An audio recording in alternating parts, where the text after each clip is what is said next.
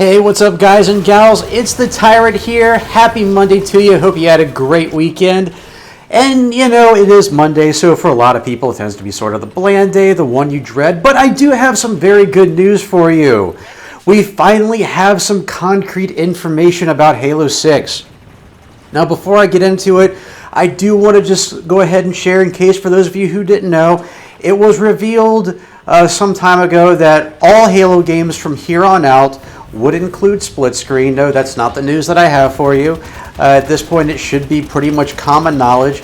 But after the debacle that occurred in Halo 5 with taking split screen away, they said that all Halo FPS games from here on out will contain split screen. Still not exactly sure why they decided to nix it to begin with. Could have been a graphics thing, but really that is a core thing of Halo. I do realize that most people do prefer to play full screen as opposed to split screen. However, not everyone has a console per person per household. My wife and I, believe it or not, my wife does like to play video games just like I do, but she can't actually play Halo 5 with me because you can only have one person at a time on the console. So it's good to hear that from here on out, multiple people can be playing, especially since at least we know that Halo 5 was built on the concept of multiplayer, even in campaign. So it's good to know that from here on out, more people will be able to play together in front of the same television. The news I have for you today is even better than that. One of the biggest controversies from Halo 5 Guardians was the fact that the story was once again divided in two. We haven't had this since Halo 2, and it was a pretty controversial topic back then. Now, a lot of you are probably like me in the sense that you like the Arbiter as a character, and looking back now, you probably even really enjoy his missions too. It was nice to be able to trade our Master Chief's broken flashlight in exchange for a very shortly timed active camo. It wasn't that powerful, but it could turn the tide in a battle or get you out of a jam relatively quickly. So even I'll admit that was pretty cool. But back in the day, you have to put this into context. A universe had been built around Halo Combat Evolved, as well as Halo The Fall of Reach and Halo First Strike. The Covenant were aliens. They were the enemy. They weren't intelligent so much as they were tactful. So when you first stepped into the Arbiter's shoes for the first time in Halo 2, it was a bit of a shock. Now again, you personally may have enjoyed it back then, thought, hey, we get to see a new perspective of the war.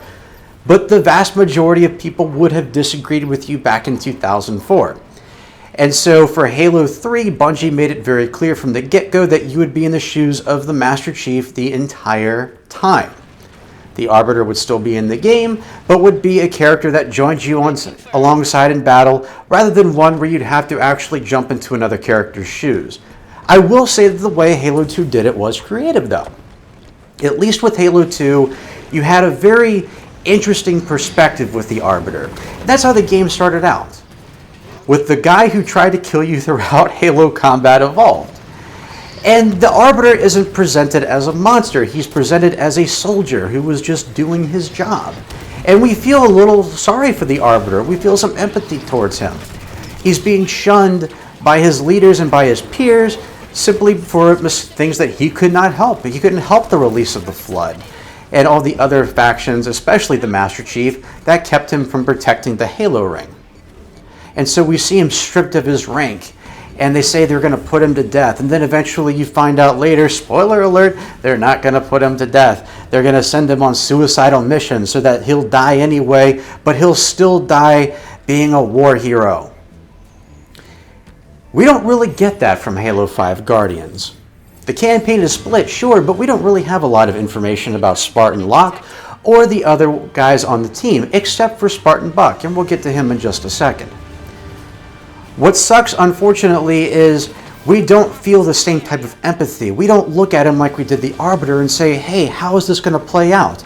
Right from the get-go, Fireteam Osiris acts like the Avengers, and they just jump down into a field full of Covenant and start wiping things out. They seem invincible. We don't see any real threat to them. Spartan Locke had one brief movie prior to the events of Halo 5 Guardians called Nightfall, and I'll be straight with you. That really wasn't a a great character development for Spartan Locke. It wasn't that interesting of a role for him. So that's the side character that we play in Halo 5 Guardians. He's not really a side character, he's really the main character, because 343 decided to double down in Halo 5 Guardians, and rather than simply splitting the missions equally between the Master Chief and Spartan Locke has 12 of the 15 playable missions in the game.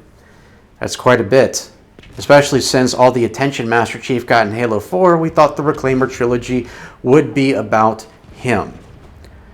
The reception of Spartan Locke wasn't nearly as positive as the Arbiter, but even back in the days of the original Halo trilogy, even the folks who liked the Arbiter agreed, yeah, let's keep the story focused on the Chief. Sure, the Arbiter can be a character, have him as a main character indeed, but in terms of who we play, we want to be Spartan 117. We want to be Sierra 117.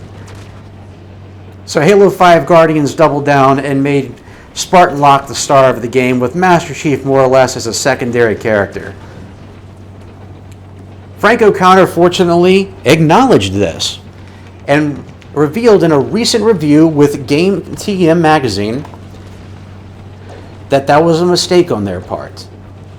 And they will not be making that same mistake for the next Halo game, that it will be focused on the Master Chief. There will be no new characters brought into the system. We will have a Master Chief only game.